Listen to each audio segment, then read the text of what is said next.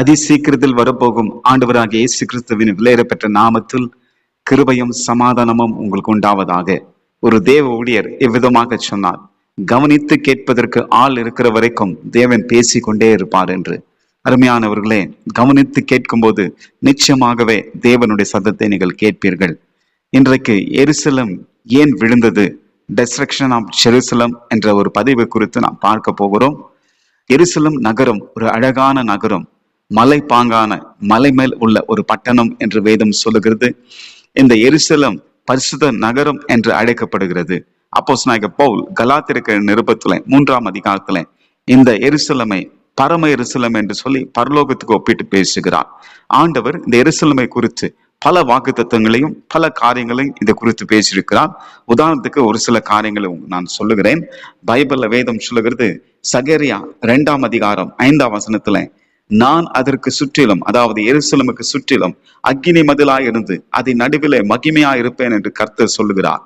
அது மாத்திரமல்ல, ஏசாயா தீர்க்கதரிசன புஸ்தகம் 31ஆம் அதிகாரம் 5ஆம் வசனத்துல, பறந்து காக்கிற பட்சியை போல நான் எருசலேமில் ஆதரவா இருப்பேன், அதை காத்து தப்பு பண்ணுவேன், கடந்து வந்து நான் விடுப்பேன் என்று சொல்லுகிறார். இன்றைக்கும் பிரசன்ட் டேல இன்றைக்கும் ஆண்டவர் எருசலேமை குறித்து வைராக்கமுள்ள தேவன். ஏனென்றால் ஆண்டவர் எருசலேமை தெரிந்து கொண்டார் என்று சத்திய வேதம் சொல்லுகிறது. இவ்வளவு அழகான தேவனாலே தெரிந்து கொள்ளப்பட்ட பரிசுத்த நகரம் என்று தேவனால் அழைக்கப்பட்ட இந்த எருசலேம் AD 70 ஏன் தரைமட்டமாக்கப்பட்டது, அதில் உள்ள தேவாலயம் ஏன் சுட்டெரிக்கப்பட்டது, தேவன் ஏன் இதை அனுமதித்தார் என்று சொல்லி இன்றைக்கு நாம் பார்க்க போகிறோம். முதலாவது AD 70 என்ன நடந்தது என்பதை நாம் பார்க்கலாம்.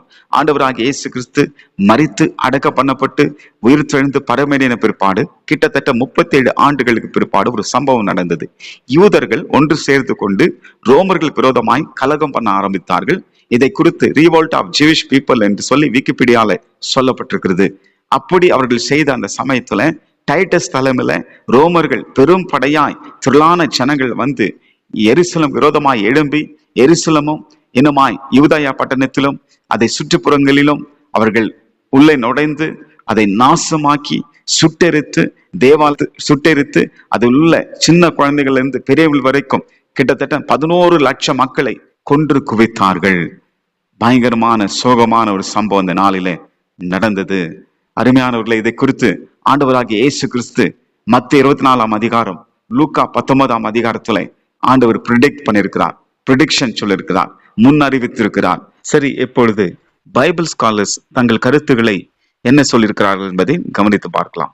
ஒரு குரூப் என்ன சொல்றாங்கன்னா, ஆண்டவர் எருசலேம் செய்த பாவத்துக்காக சரியான தண்டனையை ஆண்டவர் கொடுத்தார் என்று சொல்லுகிறார்கள். இன்னொரு குரூப் என்ன சொல்லுகிறது என்றால், God is showing old covenant retribution. அப்படி என்றால் ஆண்டவர் பழைய ஏற்பாடு உடன்படிக்கையினுடைய நியாய தீர்ப்பை எருசலேம் மீது ஆண்டவர் செலுத்தினார் என்று சொல்லுகிறார்கள். இதை குறித்து பழைய ஏற்பாடு காலத்துல நியாய பிரமாணத்தை மீறதுனால யூதர்கள் என்ன விளைவெல்லாம் சந்தித்தார்கள் என்று வேதத்துல எழுதப்பட்டிருக்கிறது. கிறிஸ்துக்கு முன்னால் 722ஆம் ஆண்டு அசீரியர்கள் வந்து இஸ்ரவேல் மக்களை சிறைப்பிடித்து சிதறடிக்கப்பட்டார்கள். அடுத்து யூதாய நாட்டு மேல நேபுகாத்நேச்சார் ராஜா வந்து கிறிஸ்துவுக்கு முன்னால் 586வது வருஷத்துல சிறைப்பிடிக்கப்பட்டு பாபிலோன் தேசத்துல 70 வருஷம் துன்பப்பட்டார்கள். இப்படி அந்த நியாய தீர்ப்பை ஆண்டவர் பழைய ஏற்பாட்டின் பிரகாரமாக நியாய தீர்ப்பை ஆண்டவர் கொண்டு வந்தார். நியாய பிரமாணத்தை மீறும் போது அதன் விளைவை நீங்கள் சந்திப்பீர்கள் என்பதாக ஆண்டவர் நியாய பிரமாணத்தை சொல்லியிருக்கிறார். அதே இவர்கள் சொல்லுகிறார்கள். புதிய ஏற்பாடு காலத்திலும் இயேசு கிறிஸ்து வாழ்ந்த நாட்கள் நியாய பிரமாண காலமா இருந்தபடினால பழைய உடன்படிக்கூடிய அந்த ரெட்ரிபியூஷனை, அந்த நியாய தீர்ப்பை ஆண்டவர் எருசலேம் மீது செலுத்தினார் என்பதாக சொல்லுகிறார்கள். ஆடம் கிளார்க் என்று சொல்லக்கூடிய இன்னொரு பைபிள் ஸ்காலர் என்ன சொல்லுகிறார் என்றால், தேவன் தன்னுடைய சொந்த குமாரனை ஆண்டவர் எருசலேமுக்கு அனுப்பினார், இஸ்ரவேல் மக்கள் மத்தியில் அனுப்பினார்.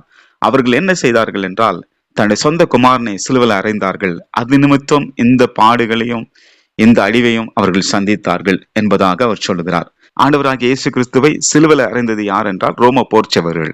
ஆனால் தூண்டிவிட்டது யார் என்றால் யூதர்கள். இந்த யூதர்கள் ஆண்டவராகிய இயேசு கிறிஸ்துவை சிலுவையில் அறையும் என்று சொன்னதுனால ரோம போர்ச்சவர்கள் சிலுவையில் அறைந்தார்கள். நல்லா கவனிங்க, குருத்தோலை ஞாயிறு அன்று ஓசன்னா ஓசனா என்று பாடி கர்த்தரை துதித்த அவர்கள் வெள்ளிக்கிழமை, பெரிய வெள்ளிக்கிழமை அன்று சிலுவையில் அறையும் என்று சொல்லி சத்தமிட்டார்கள் என்று வேதம் சொல்லுகிறது. பிலாத்து எத்தனையோ முறை முயற்சி பண்ணினான் இயேசுவை விடுவிக்கும்படி. ஆனால் யூதர்கள் தொடர்ந்து அவனை சிலுவையில அறையும் என்று சொல்லி சத்தமிட்டார்கள். கடைசியில அவன் கை கழுவி விட்டான். இவர் இரத்தப்படி என் மேல இல்லை என்று சொல்லி. அதனால யூதர்கள் சொன்னார்கள், இவனுடைய இரத்தப்படி எங்கள் மேலும் எங்கள் பிள்ளைகள் மேலும் இருப்பதாக என்று சொல்லி. அதன் விளைவு தான் எருசலேம் தரைமட்டமாக்கப்பட்டது என்று சொல்லி இந்த பைபிள் ஸ்காலர் சொல்லுகிறார்கள். இன்னொரு குரூப் என்ன சொல்லுகிறது என்றால், இதெல்லாம் இல்லைங்க, ஆண்டவராகிய இயேசு கிறிஸ்து என்ன தீர்க்க தரிசனம் சொன்னாரோ மத்திய 24ஆம் அதிகாரத்துல கடைசி காலத்தை குறித்து அந்த தீர்க்க தரிசனங்கள் அப்படியே துல்லியமாய் நிறைவேறிவிட்டது என்று சொல்லுகிறார்கள். ஆனால் இது எல்லாவற்றை காட்டிலும் இதெல்லாம் ஒரு அளவுக்கு பதிலா இருக்கலாம்.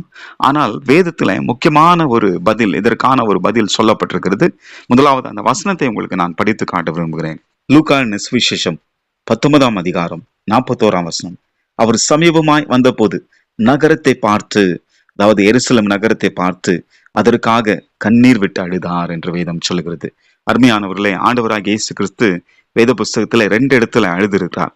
ஒன்று, லாசருடைய கல்லறைக்கு முன்பாக நின்று கொண்டிருக்கும் பொழுது அவருடைய சகோதரிகள் அழுத போது அவரும் துயரப்பட்டு அழுதார் என்று சொல்லி வேதம் சொல்லுகிறது. அடுத்து எருசலேமை பார்த்து அதற்காக ஆண்டவர் கண்ணீர் விட்டு அழுதார் என்று வேதம் சொல்லுகிறது. அடுத்து ஆண்டவர் என்ன சொல்றார்? 42ஆம் வசனத்துல, உனக்கு கிடைத்த இந்த நாள் ஆகிலும் உன் சமாதானத்துக்கு ஏற்றவைகளை நீ அறிந்திருந்தாயானால் நலமா இருக்கும், இப்பொழுதோ அவைகள் உன் கண்களுக்கு மறைவா இருக்கிறது என்று சொன்னார். அதாவது ஆண்டவர் அவர்களுக்கு சமாதானத்தை கொடுக்கும்படி இயேசு கிறிஸ்து வந்தார். சமாதானத்துக்கு ஏற்றவர்களை நீ அறிய வேண்டும் என்று சொன்னார். ஆனாலும் அவைகள் உன் கண்களுக்கு முன்பாக மறைவா இருக்கிறது என்று சொன்னார். அது மாத்திரமல்ல, உன்னை சந்திக்கும் காலத்தை நீ அறியாத போனபடினால் உன் சத்துருக்கள் உன்னை சூட மதில் போட்டு உன்னை வளைந்து கொண்டு எப்பக்கத்திலும் உன்னை நெருக்கி உன்னையும் உன்னில் உள்ள உன் பிள்ளைகளையும் தரையாக்கி போட்டு உன்னிடத்தில் ஒரு கல்லின் மேல் ஒரு கல் இராதபடி செய்யும் நாட்கள் உனக்கு வரும் என்றார். அருமையானவர்களே, இந்த நாள் வரைக்கும் எருசலேமிலே சமாதானம் இல்லை. போர்கள், பல பிரச்சனைகள் நடந்து கொண்டிருக்கிறது. ஏனென்றால் ஆண்டவராகிய இயேசு கிறிஸ்து சொன்ன இந்த வார்த்தை தான் முன் குறித்து முன் அறிவித்து சொன்னார். சமாதானத்துக்கு ஏற்றவில்லை நீ அறியாத போனபடினாலே உனக்கு சமாதானமே இல்லை என்பதாக ஆண்டவர் சொன்னார். அதனால்தான் பழையேற்பாடு காலத்துல சங்கீத புஸ்தகத்துல எருசலேமின் சமாதானத்துக்காக வேண்டிக் கொள்ளுங்கள் என்று ஆண்டவர் சொல்லியிருக்கிறார். கோழி தன் குஞ்சுகளை சேர்க்கும் வண்ணமாய் எத்தனையோ முறை ஆண்டவர் இஸ்ரவேல் மக்களை கூட்டி சேர்க்கும்படி நாள்தோறும் தன்னுடைய கரங்களை நீட்டி அவர்களை அழைத்தார். வந்துவிடுங்கள், என்னிடத்தில் மனம் திரும்புங்கள், நான் தான் மேசியா என்பதாக ஆண்டவர் எத்தனையோ முறை சொன்னார். ஆனால் கடைசி வரைக்கும் தன் இதயத்தை கடினப்படுத்தி இஸ்ரவேல் மக்கள் இவர்தான் மேசியா, இயேசு கிறிஸ்து தான் மேசியா என்பதை அறியாமல் அவரை சிலுவையிலே அறைந்தார்கள். அதன் நிமித்தம் தான் அவர்கள் கிபி, அதாவது கிறிஸ்துவுக்கு பின்னால் 70 AD 70 இப்படிப்பட்டதான ஒரு சோக சம்பவம் நடந்தது. முக்கியமான ஒரு காரணம் என்னவென்றால், ஆண்டவராகிய இயேசு கிறிஸ்துவை ரிஜெக்ட் பண்ணிட்டாங்க. இயேசு கிறிஸ்து மேசியா இல்லை, அவர் மேசியா கிடையாது என்பதை நிராகரித்தார்கள். நிராகரிக்கப்பட்ட அந்த ஒரே காரணத்துக்காகத்தான் AD 70 எருசலேம் தரைமட்டமாக்கப்பட்டது. அருமையான தேவ பிள்ளைகளே, ஆண்டவராகிய இயேசு கிறிஸ்துவை தள்ளிவிடுதல் எத்தனை ஒரு பயங்கரமானது என்பதை யோசித்து பாருங்கள். அதுதான் பயங்கரமான அவிசுவாசம். அந்த அவிசுவாசத்தை நிமித்தம் தான் இஸ்ரவேல் மக்கள் அத்தனை கொடிய உபத்திரத்தையும் அப்படிப்பட்டதான பயங்கரமான ஒரு சம்பவத்தை அவர்கள் சந்தித்தார்கள். இன்றைக்கு நமக்குள்ள அவிசுவாசம் உள்ள பொல்லாத இதயம் நமக்குள்ள இராதபடி தேவனை எப்போதும் விசுவாசிப்போம். ஆண்டவர் இந்த வார்த்தைகளை கொண்டு உங்களை பலப்படுத்துவாராக. God bless you.